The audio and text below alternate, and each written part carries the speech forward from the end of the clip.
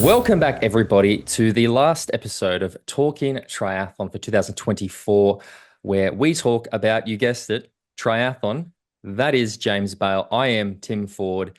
And Jimbo, we are back. You have had an interesting few days. We are recording later. We have got a huge day of recording coming up to do all that bonus content. But mate, how's your mental health? How you going? Let's check in. Are you okay, James Bale? Yeah, I'm okay. I'm okay. I went to France for the weekend, as you know, and then I got stuck there because my flight got delayed coming back. So I've had an extra couple of days in France, which is, you know, no bad thing, not unpleasant, but didn't have my laptop with me, didn't have my recording equipment, didn't have anything that I could record podcasts with. So I've come back into the UK and.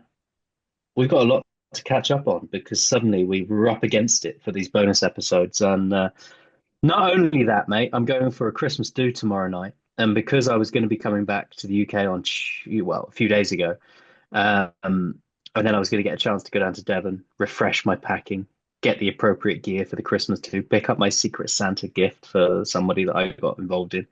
I've now not had that chance. I've arrived in Bristol at 1 in the morning, and I've got to go shopping tomorrow for some clothes so I can actually look appropriate for a Christmas do.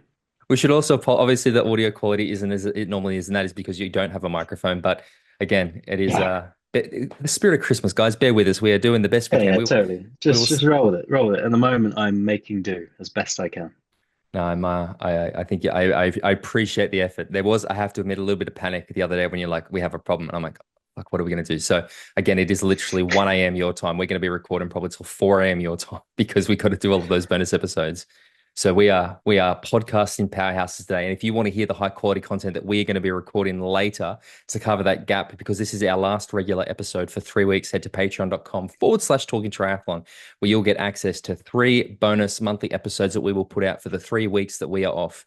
We are doing one episode all about the careers of Alistair Brownlee, Javier Gomez, and Danielle Larif for one of the episodes. We're doing one which is our Christmas wish list for triathlon for 2025, what we want to see to make the sport better next year. And then we're going to get a bit of a deep dive into the professional side, what's been happening this year, some of the fucked up things that we've seen doing what we do, and some of the frustrations, and just a all warts and all sort of state of the union chat about the current state of professional triathlon. So I'm actually quite looking forward to recording those three. I've got some notes for the Ali, Javier, and Danny episode, and then we're just going to go balls to the wall and see what happens on the other ones. But it will be Yeah, fun. yeah. Jimbo, guess And what? how are you, mate? Oh, me. Yeah, mate. I am ready for a break. It is my last day of work for the year. I am jumping on an airplane to the UK tomorrow. I'm going to go to London for a couple of nights before heading to Paris for Christmas, Are we and having dinner on Sunday night still? we're catching up Sunday, mate. Absolutely. Yeah, nice. All If right, I cool. could, we could have actually done the bonus episodes in person, but I have this. I don't know about you. I have this thing where I need everything to wrap up today. Like I need Yeah, yeah. I need those three Christmas has weeks off. begun now. Yeah. After today it will. And yeah, I'm looking forward to some time off. I'm actually quite excited about traveling for a holiday because I never just travel for me. It's always for work or for a race or something like that. So I'm very weirdly excited about traveling, which is good. And I've started training again, which has been horrific because it's shocking how quickly you lose a lot of the fitness and the Yeah, too right. Too right. resilience. I've been swimming, mate, and Jesus Christ, the first swim back, it was I've made like a decision this year. I'm going to stop using fins because I use fins for kick and stuff, and I just like no, I need to stop using fins as much. So first swim back, I did like 2K, and it was just like pace went from being like I averaged probably 120 to 125 for like cruising pace. It's like 132. I was like, Jesus, this is significant drop, but I know we'll get back.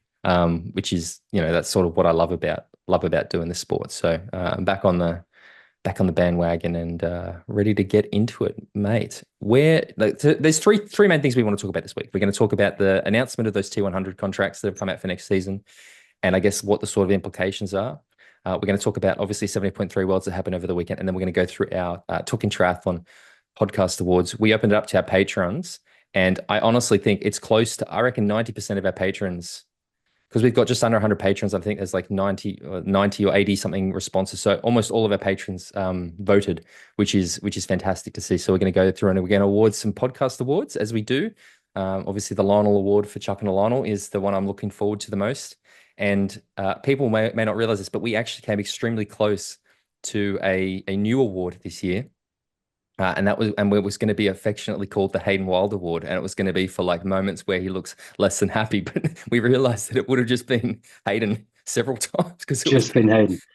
Simply the Hayden Award. Anybody else that we could think of was outdated by a year or so. the So other contender was Christian Blumenfeld at the finish line of Milwaukee yeah, after you unbeat him. But yeah, that was a year ago. But I don't know if you've had the chance to see it, Jimbo. But there's this on the podium now. Again, Hayden, we love you. You're a friend of ours. But he was obviously in a bad way at the end of the 70.3. Like, he was collapsed at the finish and everything. But I've never seen someone look less enthusiastic to be on the podium than Hayden. Like, there's Jelle Geens obviously loving it, and you've got who came Leo Bergère, like absolutely froth, and then you got Hayden who can like barely lift his face, like, whoa, yeah, congratulations. Like, it was yeah. I yeah. mean, the man had gone to the well, hadn't he? So he It's was probably struggling physically and emotionally. Your heart breaks for Hayden a little bit this year, and I'm sure we'll get into it. Just the way that he's, again, firstly not he's doing really really great stuff, but like the way he got that second in Paris, now the way he's got second here, like the poor bugger's going to develop some sort of condition, right? He's going to have some nervous tick whenever he hears someone run I out behind mean, him. He's going to start tweaking. Like he's yeah, going he's to. there is a synergy between the two. I mean, obviously both played out in different ways. We should probably start talking about it. Let's get the 70.3 results done. Let's Then we do can it. have a quick run through of the Tier 100 contracts, and then we can talk about the awards because that'll be the fun bit. Well, let's then talk about the 70.3 World Championships that happened in Taupo, New Zealand over the weekend.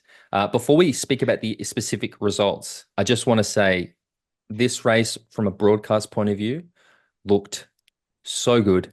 Like the location, the crowd, the scenery, Yeah, the, totally. the actual broadcast. I still find the ads out of control. I still find the commentary, like the way they announce the winner. It's like, and here comes Jelle Geens, your 2024. Like, there's no excitement, there's none of that. But visually, the way that the race was shot, there was a bit of shaky cam on the bike, but I really think this race did Taupo and New Zealand so well, like so proud.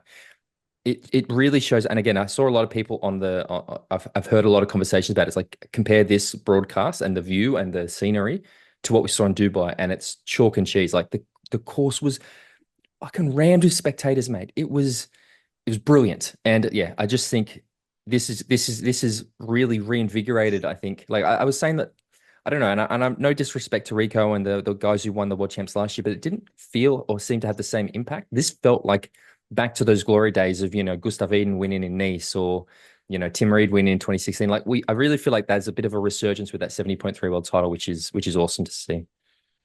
Yeah, I think it's all about location, isn't it? There's a huge passion for this race in New Zealand, and you're gonna get a level of support there, irrespective of whether you've got someone racing the race or not. And then you add the people that have gone there with supporters and people that are racing the race, and it became the crowd that we saw. Yeah, I mean, the fact that you had two of the Kiwis, Hayden was born in Taupo, Cole Smith is from Taupo. Like, plus, I mean, this is a town. So for people who aren't familiar with it, like the New Zealand Ironman has been there for years. It was originally in Auckland. It got moved down. It's the second oldest Ironman in the world after Kona. So it's the second longest running Ironman in the sport. But in Taupo, in the lead up to Ironman, a lot of Kiwi athletes will go there and start training on the course and stuff. And there's literally houses along the run course that will set up permanent aid stations on weekends. So if you're just a triathlete training for the Ironman, there's just a table at the front of a random person's house with cups of drink on it for you, or like a bucket that you can dip your water bottle in. Like that's the sort of thing we're talking about in this town. And there's Yeah, it's there's cool. there's cafes in Taupo that literally have murals on the walls that are just triathlon. Like, this town is triathlon mad, and it's wonderful to see. And again, I know that I've heard a lot of people talking about some of the issues around riding on the roads in New Zealand. New Zealand is very similar to Australia in the sense that their drivers don't tend to love cyclists as much.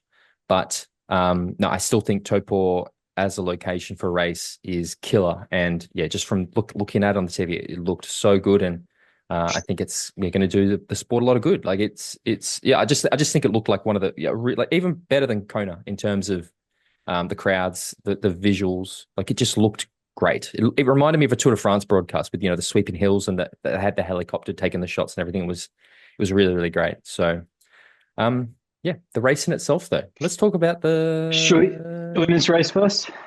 let's Could talk be about the it did women's happen race. first. History happened in New Zealand. We had the first time a female has gone 3 from 3 back to back to back, winning Yeah. and defending their title in Taylor Knibb, who has had one of, if not the most impressive seasons this year. I think we were actually having this discussion in the group was, there's been a lot of positivity around Cat Matthews winning the T100 and not T100, sorry, the Pro Series and, doing really well at Pro everything. Series, yeah. About how good her season was. And then it was like, hang on a second, let's look at Taylor Knibb. Olympic medal, had that mixed team relay, went to the Olympics for time trial. She's won almost every T100. I think she's won every T100 race she's done. She's won the 70.3 world title. Like, what a year she's had. And this performance was Taylor Knibb doing Taylor Knibb. It was a domination, to be honest. There's not much more you can say about it. That comment there was someone asked the question in the group, didn't they? Was it you? Was it you who asked the question? It was me. Knibb or Cat Matthews has had the most impressive season, and for me, Cat's had an amazing season. But without question, Taylor Knibb is the most impressive season this year on the women's side. Watching her do what she did in Paris, like you say, qualifying for the bike elements of Paris as well. And then coming and dominating the T100 and then going and winning the 70.3 Worlds. She seems unstoppable. And what she's achieved this year is just nothing short of brilliant. And like you say, within this race, she seemed in control throughout. She came out of the swim. She built a lead on the bike. She extended that lead dramatically in the last 20 kilometers of the bike and then maintained that lead on the run. She didn't look particularly pressed or worried on the run at any point. Like you say, she had to stop a couple of times for various reasons. And Cat did bring that lead down to significantly, almost within a minute. Have it been, what was it, 4 or 5 minutes off the bike? Yeah, I think it was about 5 minutes off the bike. Yeah. And so brilliant work, Cat Matthews. But, at no point did Taylor Knibb seemed troubled by that, and she came away with her third 70.3 out of 3, which is remarkable. It was very interesting because you did talk about the sort of the lead on the bike, and it was like, I'll be honest, I didn't see the swim again. Being ahead of Australia, it started quite early, so I think I woke up at 6 a.m., turned it on, and they were already in the bike, and it was Taylor Knibb with a gap, and then it was Imogen Simmons and Cat Matthews, and the gap was only like 1 or 2 minutes, and I thought, shit, this is actually. I would have expected it to be more considering the way we've seen Taylor Knibb ride this year. And I thought, fuck, you know what? Actually, Cat Matthews could probably run. I think she could run 2 minutes into Taylor Knibb, and I think I was actually sort of getting half excited for it. And it was then like very quickly there was this. I think it was like the second last timing ship or timing map with like 20K to go or something, where suddenly the gap just went like to 2 minutes to like 4 minutes, and then they get off the bike and it was 5 minutes. And you're watching, you're like, what the hell has happened here? There was even, again, this sort of double take of going, has there been a problem with the time mats? Is something, what's actually happened here? And it's then interesting, isn't it? Because that decision I mean, look, it might not have been a decision. She might have just found herself, she might have got a second wind at that point in the bike and just found the ability to press on. It may have been something to do with the course and the way the course is laid out. It may have been a big hill up. easier at that point to put the power down. But if it was a decision to wait until that last 20K and then put the hammer down, whether it was assisted by various outside factors, we don't know. But it's an interesting decision to make, because if you're giving people an easier ride for the first part of the bike course, they're going to have more energy at the end. And therefore you may not be able to deliver that killer blow quite as well as you think you're going to, and may not come off the bike with as big a lead as you'd hoped for. But she did, and it worked. So who the fuck am I? Yeah. And again, I think the point was what was I going to say? Sorry. Was about that lead off the bike. She did have to stop for a toilet break, which I think is interesting considering what happened last time she raced. But yeah, like at no point did it ever actually seem like she was at risk of losing. And look, I was a bit critical of the broadcast and particularly the commentary. I have to give them credit for that. They were very good at sort of trying to tell the narrative of, Cat Matthews is coming. And like we spoke about who's had the more impressive season. I think one of the things that we cannot highlight enough is how impressive Cat Matthews' run was, how impressive her run was in Turbo. She ran a 75 minute, no, sorry, 75 minute off the bike, half marathon, second fastest of the day, to take minutes out of Taylor Knibb, especially like just Kat Matthews is an exceptional all-round triathlete with a very, very good run. I'm not surprised about it. I think it is more in the context of the year that she's had, that she has, with the exception of probably Ibiza, where she was, what, a week after Nice, she has at no point this season seemed to have any weakness. It has just been consistent, strong, gutsy results, performances. Like it's exceptional. And again, for her, so she was second in Nice, second at 70.3 World Champs. Yeah, it was fantastic to see, and they did do a good job, I think, of trying to sort of suggest that this race was closer than it was, but it wasn't. But yeah, Kat did a good job, I think, of trying to add some sort of element because, again, not to be disrespectful, I did find the women's race kind of a bit anticlimactic, I suppose is the right word. Once it was apparent that Taylor had such a big gap, like I think I was doing the maths, and at one point it was like Kat was going to have to run like 20 seconds per kilometer faster or something. It's like, well, that's not going to happen. So. Mm-hmm. It wasn't like, I mean, the other thing to say is there was a lot of other stuff happening behind the scenes. Like, Ash Gentle ran herself into third. But like, again, to give context, Ash Gentle, who people consider to be one of the best runners, Kat Matthews ran, I think, like a minute, 2 minutes, I can't remember the exact number, faster than Ash Gentle. And Tamara Jewett, another one that everyone thinks is an exceptional runner. Yeah. Kat ran faster than her. Julie Darren, Kat ran faster than her. Yeah, it was very, very Kat good. Ran a minute faster than Ash.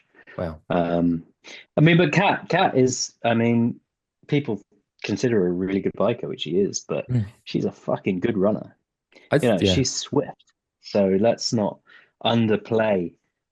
Let's not overdo how surprising it is that she put a good run in. It's what she does.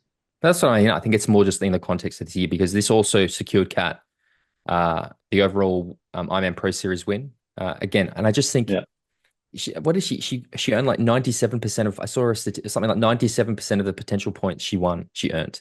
Like that's got to be, that's exceptional. And I think we're going to see her again with something we'll talk about later. I think we're going to see her coming back next year, like really, really focusing on that Ironman Pro Series next year. But yeah, I think that there were some great performances. I think that I wasn't surprised by the winner. I was probably a little bit surprised by the podium. I think my folly is I kept expecting the year to catch up with Kat, because hands up, like I'll say it. At the start of this year, when she announced what she was planning on doing, I was like, it's dumb. It's a stupid idea. And she has, I always say this, I'll say stuff. I'm happy to be proven wrong and admit when I was wrong. I was very wrong about this. She has shown that it's possible. So was I. I tended to agree with you at the start of the year. I thought that it was an overstretch.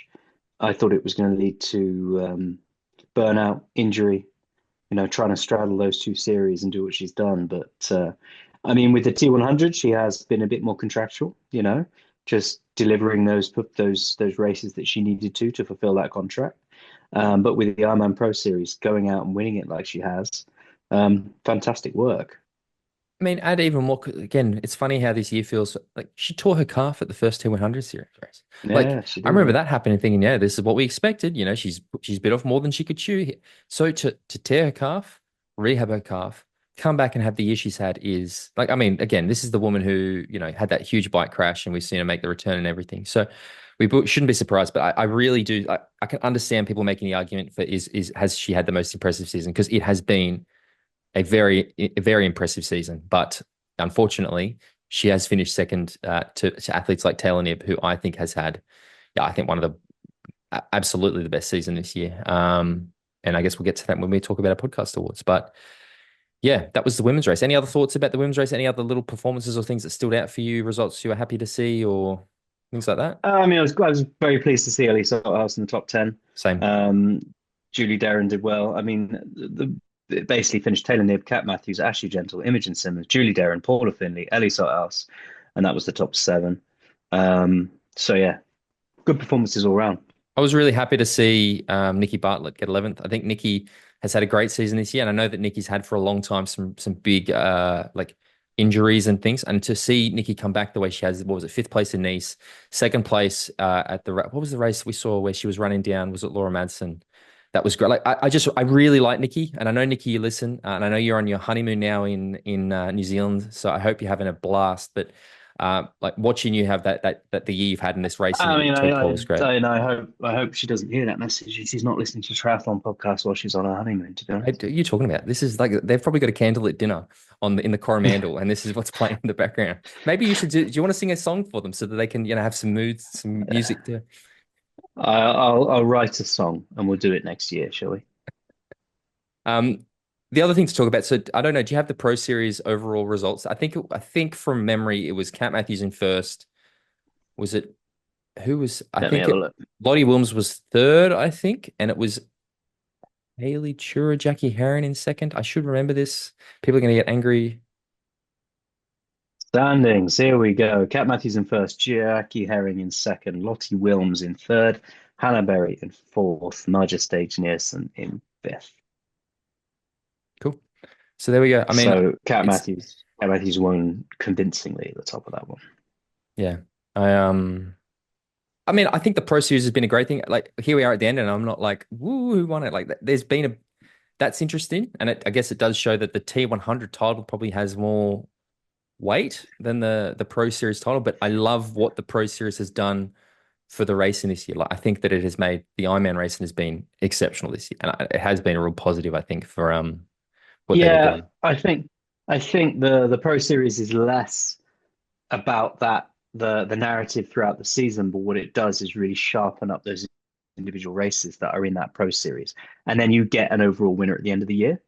You don't particularly follow the narrative of who's leading and who's not throughout the year. You just have better races race by race, and then a winner at the end of the year. Whereas the T100, you have race by race, and that narrative is a bit more consistent throughout of who's going for what, who the key players are in the races, because you get a more consistent playing field Cool. Well, slightly. that's yeah. Anyway, that was the women's race. Let's turn our attention now to the men's 70.3 World Champions, where we disagreed on the winners. I don't think either of us picked the winner in the end, but We did uh, not.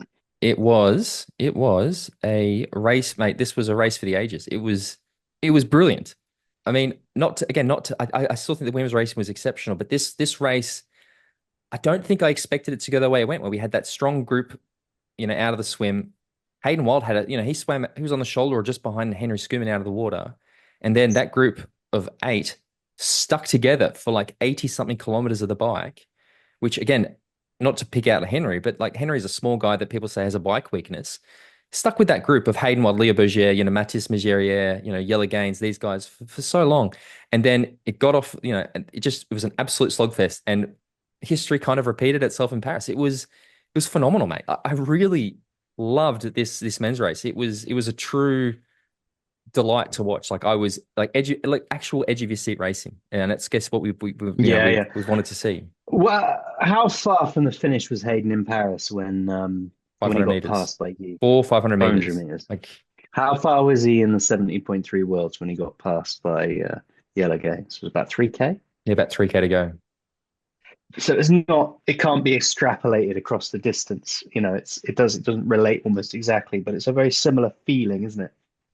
I mean, I'll be honest. This is sort of what I expected to have happen a little bit. And again, I'm not trying to be. I love the way Hayden races. I love so much about Hayden. He's a legend of a man, but he does sort of have a tendency to go out a little bit too hard. Like we've seen it. We'll talk about Paris. I remember like we'd spoken with a unnamed member of his team the day before who gave us the race strategy, and I think it was they were going to attack with he was going to attack with like 3K to go or something, and then we get to Paris and he just goes out like a bull at a gate and didn't last the distance. Was misjudged by half a kilometer, and this really he came out days before and said he was going to run 65 minutes off the bike, and it's like, bruh, are you sure? Like it's not a flat course in any it's a tough race. And Mm. but it looked like he went out there with that mission. He came out absolutely flying. And the way that those gaps sort of started, where, you had Jelle Geens in second place very, very quickly. And those two just pulled away from everybody. It was those two. And, and Hayden was constantly just, a couple of, 5 or 6 seconds per split to Jelle. So I think the gap got out to just under a minute, 50 something seconds. And Yeah. then it didn't. And it was, Yeah, I mean, Hayden ran a 109 and Yella ran a 107, so 2 minute difference on the run. Yeah, he goes out too hot, doesn't he? Mm. He wanted to put this thing to bed. And, you've got the combination of many factors. You've got the fact that he didn't win in Paris. He probably felt that he could win here. Obviously, he felt he could win here, but he had a strong indication that he was going to in his mind, I believe. And he's also got the fact that he's coming from short course. There's that kind of, I can take this. I've got this. I've got the run speed that these boys haven't. And also, it's essentially a home race, and so throw that into the mix as well, and you get this this incredible self-belief, which we all love in Hayden, that translated into just racing the race in a way that didn't allow him to measure his energy levels as well as he could have done, and bonk like fuck towards the end of the run. See, it's interesting to me because I would, with the exception of Paris, like let's remove the Paris from the equation, talk about another race where I think we've seen something similar, but for different reasons, is Kona this year. When Kona, we had several people, I think, ruin their races from like ego getting in the way a little bit. In particular, Christian. Like, I still think that he could, like he fucked himself. He just made a dumb spur of the moment decision that ultimately he suffered for, and that was different because I feel like the way that race unfolded was because there was people at the front, like, or Sam Laidlow, another perfect example. There was a fear element, probably a bit of the like, I'm the best cyclist in the sport, I need to prove it, but also like I also probably can't run as fast as Christian, who can probably ride similar. Like, so you see this element that represents and changes the dynamic of a race. And while I don't think it was a fear thing with Hayden, I don't think Hayden was necessarily worried about the other runners. It was probably more that I want to prove to everybody how good I am, or like, as you say, yeah, you know, coming out and saying he's going to run 65. Like, I fucking love that. Like, I'm not the one going, how dare he? That's disrespect. Like, No, no, fuck, it's man. banging. Yeah, it's Love it. awesome. But it did result in him not measuring his effort Correct. appropriately. Definitely. You know, he came out so hot that he fell off, and that gap tumbled towards the end of that run. And when it started tumbling, it tumbled dramatically. Mate. And Yeah. It was awesome because watching it, like Hayden has a look that he runs very, strong, upright, like he looks good. And I swear to God, watching it, it felt like you look at him, Hayden looks amazing. The camera goes away to somebody else, comes back, and like click your fingers. And I remember just being like, Hayden looks fucked.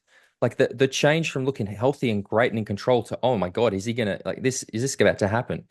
And it was really interesting because the way yes, that it's those, that sort of brown, it's that brownly deflating, isn't it, that we yeah, see sometimes. mate, Yeah. absolutely. And then the way the gaps went from, yeah, being like 50 odd seconds down to, and then it was like 30 seconds out, another 30 seconds out. And then there's this point where, again, the camera shifts and they come down this hill at the far end onto that main road back to town. And Hayden comes around and fucking Jelle Geens is right behind him. And then you see that sort of, mate, it was phenomenal. And I don't know if you've seen the footage, but there was this crew of people on a bike following Hayden. You could see where Hayden was because there's probably 30 people on bikes riding along next to him. And then you see Yella come, and not just Yella just doesn't do a thing. Yella puts in a fucking surge to be like, you mate, you ain't coming with me. And then the next split, he's got 30 seconds on him. It was great. And Yeah. the only like little God, I wish would have been if Leo Bergère's gap, because I'm actually not that I was disappointed, but I probably expected to be a bit more like within the race, and I expected Leo to be up there more.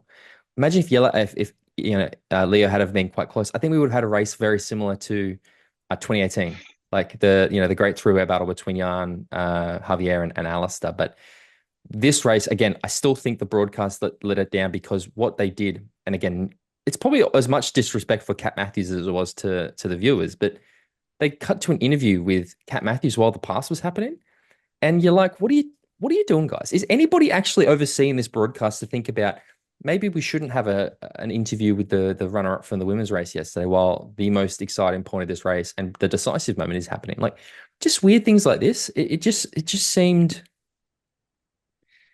Yeah. strange.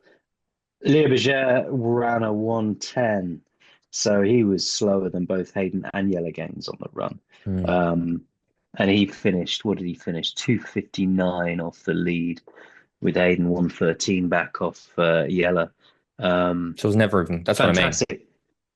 Yeah, fantastic race from Jelle Geens. You didn't pick him, did you? But you had him as like a almost second. like a wild card. Yeah, that was it. I can't. I actually forgot to put my picks I on noticed. the fantasy league thing, so my name didn't turn up on that one. But I wouldn't have got much right, I don't think. I think I was close. I mean, yeah, Rico Bogan did really well, I think. He finished Seventh, seventh. You had just behind Schoeman. Schooner was sixth. So you had Carl Smith was fourth. No, it was Jelle Geens in first, Hayden Wilde in second, Leo Bergère in third, Carl Smith in fourth, Justus Neuschlag in fifth, Yeah. Henry Schoeman in sixth, Rico Bogan in seventh, then Harry Palmer in eighth. Yeah. Harry Palmer, great race from Harry. With a Yeah, really, really strong run as well. Uh, again, mate, I loved it. I really, really, really loved this race. I thought it was brilliant. I thought it was a great way to sort of cap off the season. I was talking about the fatigue I felt at the start of the year. Like this race to me gives me like this is what we need. This race, Paris, and we'll talk about it on one of the bonus episodes, but whatever this is, we need to bottle it and we need to see more races like this because it was perfection. Brilliant. totally enjoyed it. And shout out to Olivia as well for winning our fantasy league quite so comprehensively as she did. Not I so. I mean, was I was close. I was third. I I came don't third quite overall. know how she managed to do that She's quite as well. I think she should probably present the podcast alongside you, to be honest. I know. I did say that you finished like 16th Yeah. overall. I said I think that's grounds to be to be booted, mate. No, it was a yeah, just a wonderful, wonderful, wonderful whole thing. Do you have the T100? Sorry, the Ironman Pro Series overall results there? I believe Gregory Barnaby was our winner. Is that correct? Gregory Barnaby in first place for the Pro Series on the men's side, and then it was Patrick Lang, Christian Hogenhaug, Matthew Marquardt, Matt Hansen, Bradley Weiss, Robert Callan. There There's you your go. top seven. So yeah, Gregory Barnaby, good on it. Yeah, it was Wasn't a quite as a comprehensive victory on the men's side as it was on the women's. mm, but it was a yeah, really, really good result, good everything. Yeah, really, really felt like the season has ended on a real high, and I love it. So, should we talk about next season? Because Yeah, talking about new races and races that might capture our attention, the T100 have announced the who which athletes have signed their contracts for next year. do you have the list there in front of you, mate? Because it is I, interesting to see who is and is not there. yeah, on the women's side, the qualifiers who've signed for 2025 on the women's side are Taylor Knibb, Ashley Gentle, Julie Derron, Flora Duffy, Lucy Byram, India Lee, Imogen Simmons, and Paula Finley. On the men's side, it's Martin Van Riel, Kyle Smith, Rico Bogan, Sam Long, Matthias Marchier, Peter Heimerich, Yuri Kulin, and Frederick Funk. So great to see that a lot of the top 10 are coming back. I know that from what I've Yeah, heard, absolutely. there's some changes to. I've heard that it is actually less races next year than it was this year. So there's a less of an obligation, but some races are like obligatory. I mean, it's that weird thing at the moment where there's so much information, disinformation, lies, rumors. We've heard things from what we thought were extremely legitimate sources, and we went to Sam from the PTO and just straight up asked him. He's like, "It's bullshit." It's Yes. a weird sort of time of year, but yeah, like I said, I'm probably more surprised about the athletes that haven't, and I think what I want to discuss a lot is the athletes that haven't accepted their contract. And there's some athletes, obviously, that like, Yuri Kulin was a wild card last year. I think a lot of people forget it. So the fact that he's worked himself up to be top 10, secure that contract for Yeah, next year, yeah. really great. Carl Smith, same. Same thing exactly. Yeah. But the two men who haven't accepted their contracts are Magnus Ditlev, and who's the other one? Who's the other one who hasn't accepted their contract? Do you know? No, I'm not sure. No. In the women's, it's Kat Matthews and Laura Phillips. Yeah. In the men's, it's Magnus and God. Talk about Kat Matthews, and I will work out who hasn't accepted their contract in the Yeah, I men's. mean, Kat Matthews has won the Ironman Pro Series this year. She's proven herself very competitive on that side of the fence. And she's a big enough player, in my opinion, that she can go and focus on that Ironman Pro Series, focus on probably her attempt at Kona later in the year, whilst also relying, I reckon, on if if the chips fall as they do, some invitations, some wildcards, some T100 races if she wants them throughout the season. So I don't think her not signing her contract is any big surprise or will particularly impact her season as she goes through it. Alistair Brownlee, because he retired. So that's Ah, there you go. yeah, They almost that's said Alistair Brownie, and then I thought, no, I'll be wrong. I think it's yes, I think the Pro Series is a big part of it, but I actually think it's Kona. I think this shows. Yeah, I think it's just yeah, that Kona obviously is really important to Kat Matthews. She's almost got that Lucy Charles thing going now. She's come second in so many big races that she wants to probably get that top step. Uh, Laura Phillips, I'm kind of not surprised. She's never really seemed all year that interested in the T100 series. It was almost like a bit of a joke. no, yeah. Uh, Magnus but Ditlev, though, yeah, that that's surprises me a little bit because, it's a Nice year for the men next year, or is it? Um, uh, so I'm surprised he's not straddling both sides of the fence. I think as well, if you look at the way the races break down, I think that the Nice World Champs, like it suits, it's probably better to be doing the Nice race than it is the Kona race in terms of trying to do both. We also know that Magnus, though, as an athlete, does like to sort of take that long lead up to the big events. Like he's not the guy that comes out 2 weeks before, World Champs and does a race. Like he sort of goes Rocky style into the mountains to train and come out the beast that he is. So yeah, I'll admit, I think that, Magnus won a T100 series race. There's a lot of money on the line. He's an athlete that I think he could perform very well at both. But I guess is it Nice? Is it that he wants that Nice title? Is it that he wants to, or is it that he wants the Pro Series? It's certainly there when you start to look at the athletes that are committed to that Pro Series next year. Things are getting pretty exciting when you've got the likes of both of the Norwegians.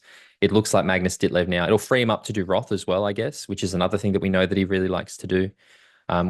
Which I still think might have a bigger prize purse or something. So there's reasons, but I will admit, that the Magnus decision surprised me. The other decision that doesn't surprise me, but was I guess some discussion about was Sam Long.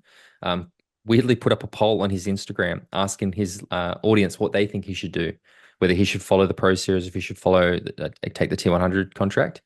I think he made 100% the right decision to go for the T100 contract for plethora of reasons. But I've said it many times. I'll say it again. I still think Sam has a weakness of that Ironman distance, and yes, it's always important to go and learn the craft, and I think he can still doing it the T100 series.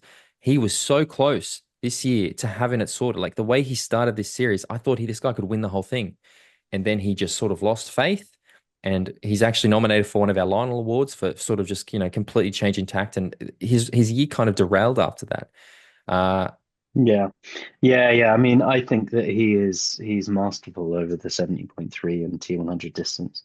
And yeah, his swim is bollocks, obviously, but Do you think that's a I factor? think I don't know. I just think he's going to have a better season working on the T100 races than Do you, he will.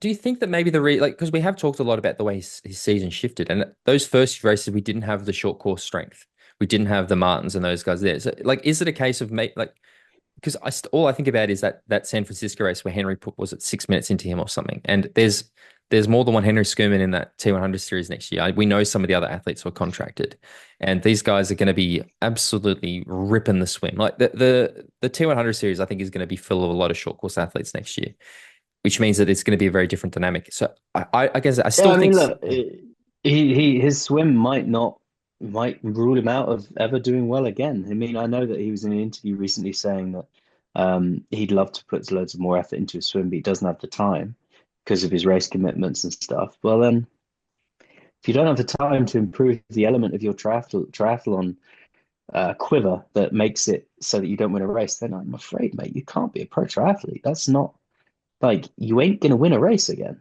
You either put the work in and become better at what you do, or find a balance that allows you to. No one's entitled to be on a start line. And then if you look at him at the Ironman distance, it does seem to because I was talking with Joe about him in Chattanooga where they had the swimmers cancel and it turned into a TT start and Sam won the race. And Joe was saying, because I've said it a lot. I've said it a long time on this podcast, other podcasts. I've always felt like Sam does have this sort of weakness at the Ironman.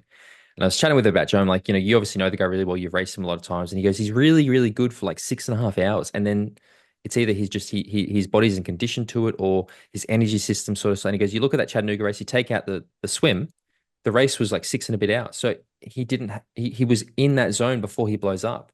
So but again, the same thing is in order to improve that, it's the swim that is the limiting factor at the Ironman. In fact, the gap is probably more exacerbated. So yeah, he's in an interesting position. I still do not. I think the way that guy bikes and runs, I think that I think he can make enough of an improvement into his swim to make it less significant. And then, I love the way the guy races through the field. He's run himself up to second podiums Oh many, many yeah, times. yeah, I love it as well. I think it's brilliant. So we'll see. We'll see. But I love again, his attitude to it as well. I mean, Martin Van Riel being there is excellent. The chosen one, although he has lost a race now. But I mean, with the women's, the only thing I will say, and I'm again, I always feel like I have to say I'm not trying to be disrespectful.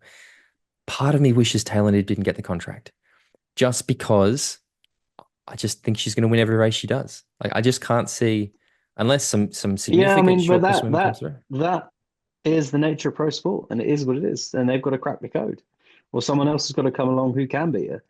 We Once if you get an athlete, a once in a generation athlete who dominates the sport like she is at the moment, nothing the sport should do.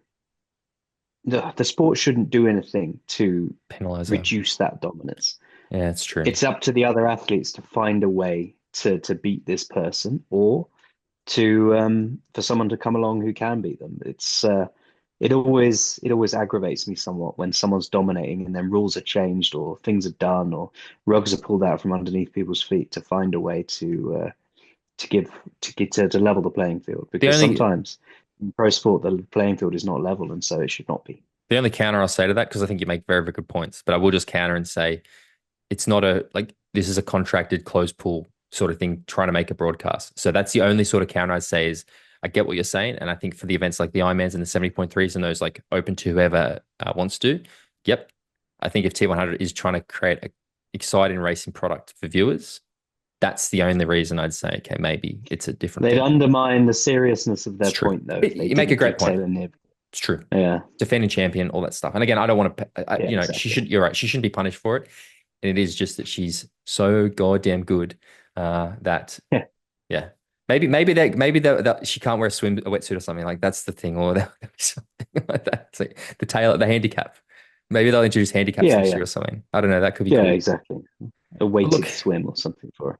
we are doing really well for time this week, and we still have to get through I guess, the main event of this week, which is Let's do it. Let's do the it. Let's the do it. most prestigious awards in all of triathlon, which is I still remember who was it? Was it Flora Duffy? Where when I spoke with her and I said, "Oh, obviously in 2021 you won the MX Endurance Podcast Award for Female Triathlete of the Year. Like, where would you like me to send the award?" She's like, "I'm going to put it on my mantelpiece right next to my gold medal." And no, but in all seriousness, we do this every year. As I said last week, we sort of had a rough discussion about some of our nominees. We threw it open to our Patreon group, and we were going to let them sort of be the deciding factor. Because how this will work is we'll go through the categories. James will get one vote. I will get one vote. And if we don't agree, the audience becomes the decider. So I have the results here. I've seen, and as I said, I think we had like 90 or 80, 87 responses, which I think is great, considering it was not open to the public. It was just open to our patrons. But mate, without further ado, we will start with the award for the Female Triathlete of the Year. Now, the nominees are for Female Triathlete of the Year: Taylor Knibb, Kat Matthews, Cassandra Beaugrand, Georgia Taylor Brown, Lauren Parker, Julie Derrin, and Laura Phillip. So can you please, James, tell me who your pick for Female Triathlete of the Year is?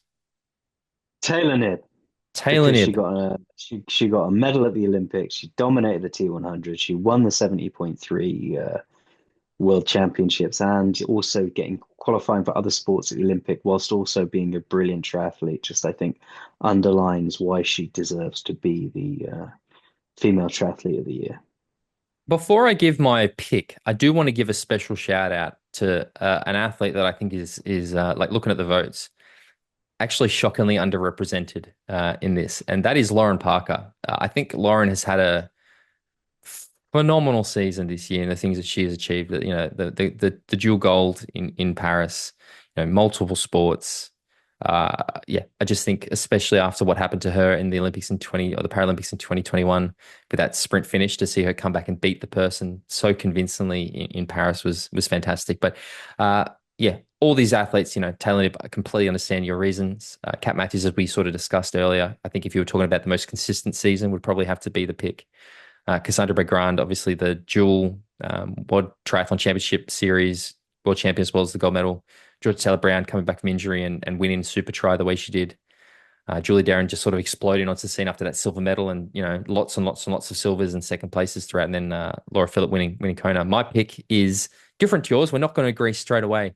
I'm going to pick Cassandra Bergère just because I think that as much as it is, I mean, again, I was not surprised to see Cassandra win the gold medal in Paris. I'd been saying that for a very, very long time. I feel like we've seen Cassandra evolve into the champion athlete that we've always known she's capable of being this year. I think that she's always had a slight, I guess, question mark over maybe her mental, what's the word I'm looking for?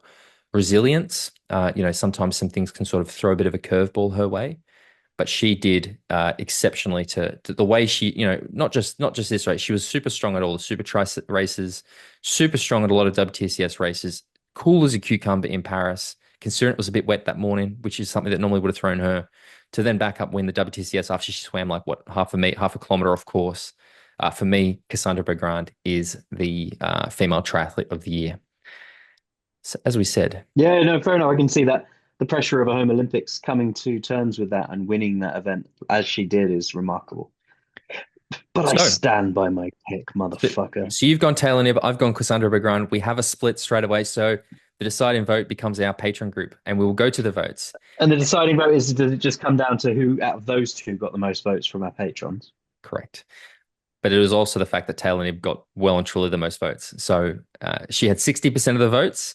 Cassandra Bergère was in second place with 20% of the votes. Kat Matthews in third place with 12% of the votes. Laura Philipp, 4% of the votes. So it was a big, big lead for Taylor Knibb. So Taylor Knibb is our female triathlete of the year. 1-0 Congratulations, Taylor Dale. Knibb. We'll send the award in the mail. Get us your details, Taylor, because we know you listen. On the flip side of that, we now have the male triathlete of the year. Again, some very, very good contenders in this season's awards. The nominees are Alex Yee, Patrick Langer, Hayden Wilde, Martin Van Riel, Magnus Ditlev, Jelle Geens, Leo Bergère. It's your turn to pick first this time. Again, I think as I sort of touched on, there's so many athletes you could, quite easily put in there. I will not pretend that I had a hard time picking this. I picked this extremely quickly. And for me, that is Alex Yee for very much the same reasons that it was for Cassandra. I think the dual Olympic WTCS is just, I think that's such an achievement. And, before Christian and Flora had done it, it had never been done before. So, so significant. And I just think the way that he's gone this year it's just the way he's conducted himself. Like he has just been almost like Cassandra. Like we know he's been sort of thereabouts. He's overcome that bike weakness. We've seen him on the front of a lot of races. He's just announced he's going to focus on the London Marathon, trying to run a 2:07. I've heard whispers that he might be trying to get a spot for the LA Olympics in the marathon. Yeah, to me, it's Alex Yee. I think it's not even a discussion at this point. Alex Yee gets my vote for male triathlete of the year. I echo that and I concur for all the same points. Well, interestingly, would you like me to give you an idea of who got the votes for the patrons? Yeah, yeah, totally. But I mean, Alex, he wins because we both agree. Yeah, he does. It's a mute point. Alex Yee is our male triathlete of the year, and I will say because originally on the poll it had auto corrected his name from Alex Yee to Alex Yes, and I went in and corrected it. So it's created two different things. So in tied third place is with 12% of the votes is Patrick Lang and Alex Yee. In second place is Martin Van Riel with 22% of the votes. And in first place with 42% of the votes is Alex Yes. So Alex came first and third. Okay, nice. So Alex, yes. well and truly first place. So all three of us agree. Alex Yee, male triathlete of the year. I am just, yeah, what a year. He's up for the BBC Male Athlete of the Year or Athlete of the Year at the moment, which hasn't Sports happened. personality of the year. Yeah, which hasn't happened since Alistair Brownlee. Like he Which has. but he didn't win it. Oh, he didn't? Okay. I didn't know that. But I still think that we're seeing the response, the way that he was received at the London Super Tri, the fact that they've changed the name of that street or the station to include Yi. I just think we haven't seen that sort of level of response to a triathlete in the UK in particular since the Brownlees, and it's really great to see. And I think that Agreed. yeah, Agreed. I'm just a huge Alex Yee fan, so I just don't think at that distance at the moment. I honestly don't think anybody can beat him at short course. No, no one, which is exciting. Oh, well, maybe not. Maybe it's funny because it's kind of the opposite of Taylor. Don't allow him to race WTCS. Just forbid him. Um, just a quick question. Do you think we'll see Alex Yee race any long course? Do you think we could see him at a T100 or a 70.3 on Ironman? Maybe Or in the future, but not for some time. I get He's this. too Yeah, dominant at short course. I kind of don't see him. I see him being one of those athletes that sort of doesn't go long, like a Richard Murray or a kind of Johnny Brownlee. I think he'll do some, but anyway, I don't know. Alex Yee, Male Triathlete of the Year. The next award that we're going to nominate is the Racing Moment of the Year. And the nominees are the T100 San Francisco sprint finish between Martin Van Riel, Kyle Smith, and Rico Bogan. The Paris mixed team relay between Germany, Great Britain, and the United States of America. Alex Yee passing Hayden Wilde to win the gold in Paris. Sam Laidlow's blow up on the Queen K. Alex's celebration at the finish line of Super Tri Chicago. Cassandra winning the WTCS Grand Final after going off course. Cassandra's Olympic win, and then Patrick Lang's. Oh, somebody. Okay. Oh, somebody. Somebody's putting Patrick Lang's penis going viral on Katie Hopkins' Instagram, which we hadn't spoke about, but that was not one of our nominations. So, of those racing moments of the year, mate, and that's a what the fuck moment of the year. Come on, guys. What would be your vote for racing moment of the year? For me, I'm a little biased because I was there, and it's probably the biggest impact a racing moment has had on me in my life as someone who's watched these kind of races, and that was when Alex Yee passed Hayden Wilde to win the gold in Paris. I thought it was beyond my comprehension in the moment, and took me a good 3 to 4 hours to come to terms with. And so, for that reason alone, that is going to be the best racing moment of the year for me personally. Looking at this list, there's been some really great moments in races this year, and I'm sure there's a lot more that Yeah, we they have. really have. But I But think, most of them I've been screaming at a TV yeah. for, Well, I mean, and they've been brilliant. we were screaming at a phone, or not so much, but Yeah, yeah. Whereas that one, I was wrapped up in the moment and the atmosphere and the joy of it. And then suddenly the crushing realization that the joy I held on to and created in my mind wasn't real. that moment probably being there with you, and just again the way that it went, where you were just absolutely talking so much shit at me, like belittling me, like you pathetic piece of shit. You're so shit at this. I can't believe you thought Alex was going to be like that whole thing, and that moment not just one of the is not just my vote for racing moment of the year. That is one of the best sporting moments I've ever experienced. Mostly because I was there, just like you said, what? Like you remember, I was jumping. There were people around us in Paris, like looking, like what the hell is happening? Like people realized what was going on in Paris because of us. And then remember, just like this group of people suddenly grouped around us because we had the phone going, watching it. Yeah, yeah. Like that moment to me is something that I will remember for my life. And apart from the fact that it was so significant in the race, it was just exactly like you say, the fact that we were there and that 100%, not even a doubt in my mind, that is my racing moment of the year. And probably, as I said, maybe racing moment ever.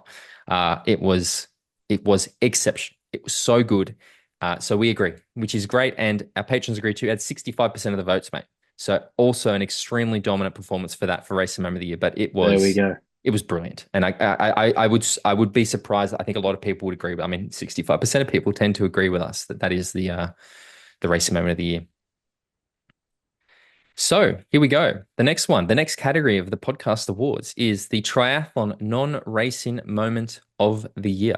So this is obviously things that happen in the sport that aren't on the race course. And the nominees are Thomas Rodriguez doping ban, Dean Jackson from Hoob being awarded the MBE. Is it a member of the British Order? Is that what it is? Whatever you call it? Like Empire. Empire, sorry. Alistair Brownlee's retiring, Javier Gomez retiring, Daniel Arif retiring, and Tyler Mislachuk thrown up at the finish of the Olympics. What for you is the non-racing moment of the year? I think for me, it's they're all worth a mention.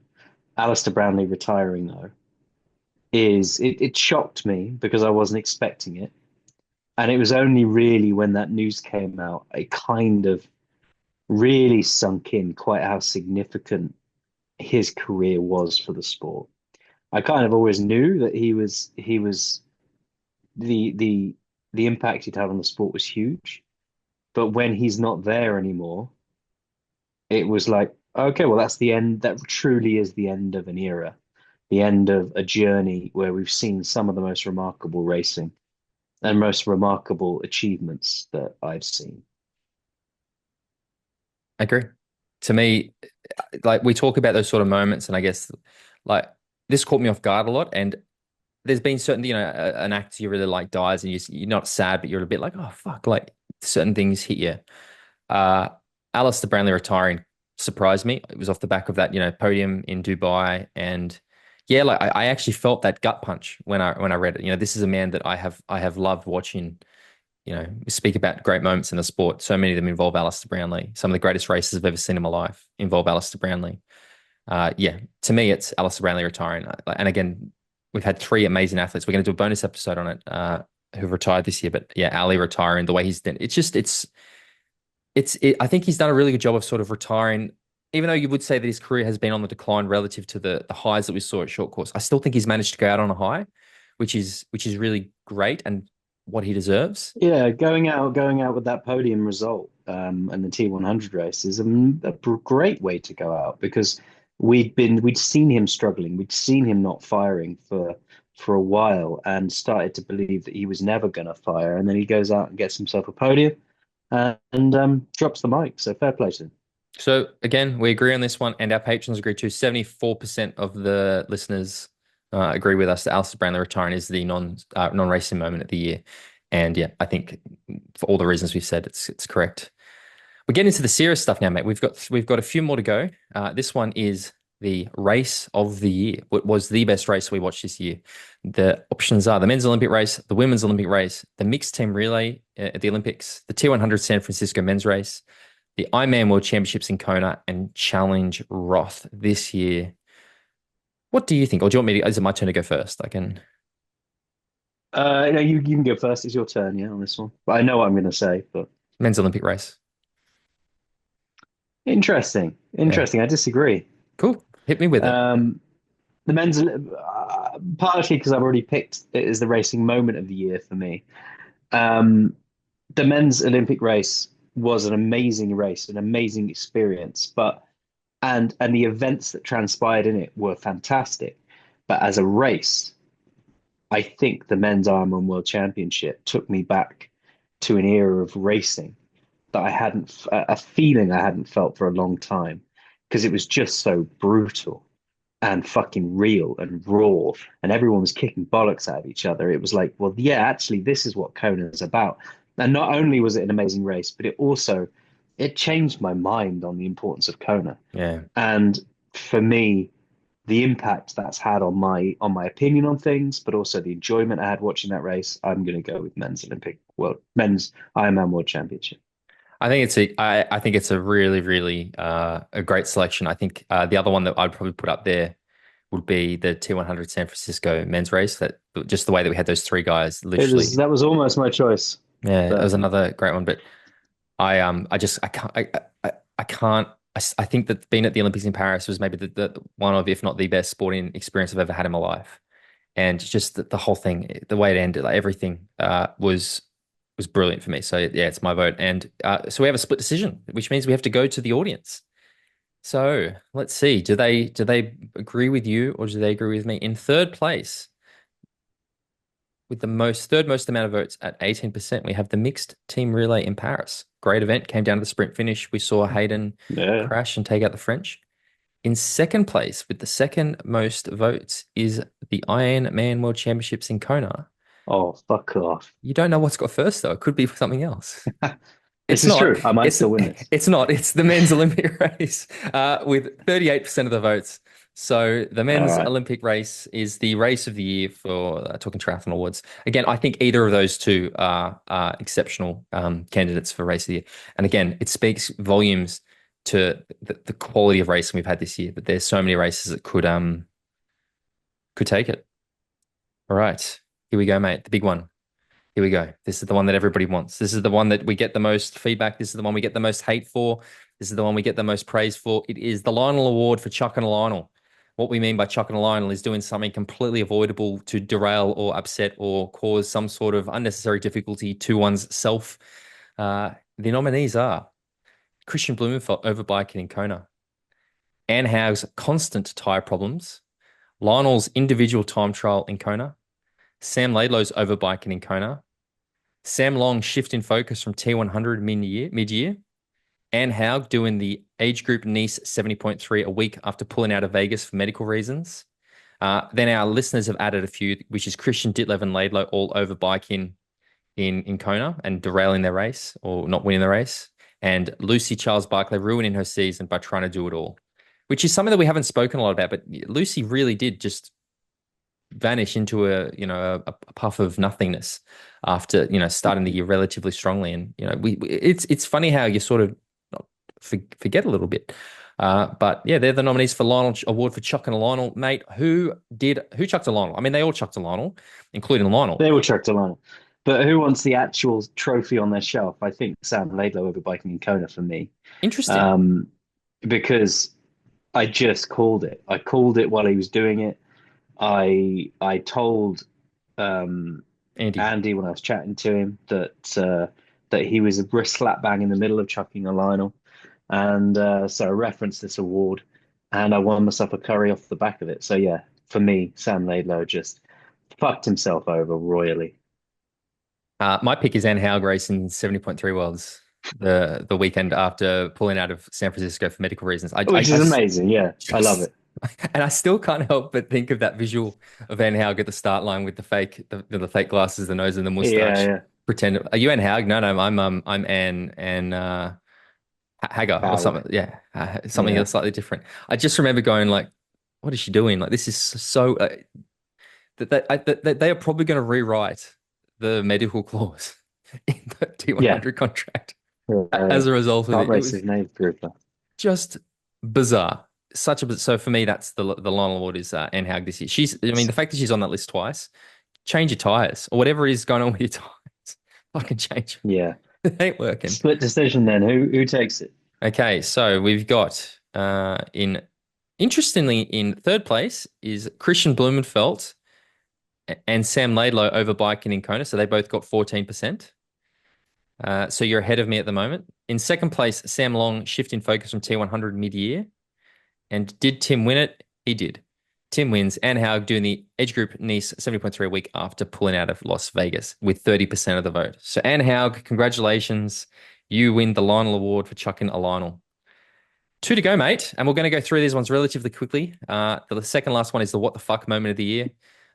Those moments that leave you scratching your head. And interestingly, Anne's on that list again. It's Taylor Knibb in Dubai, Tyler Misler in Paris, Anne Haug in Nice. The lights going out at T100 Miami.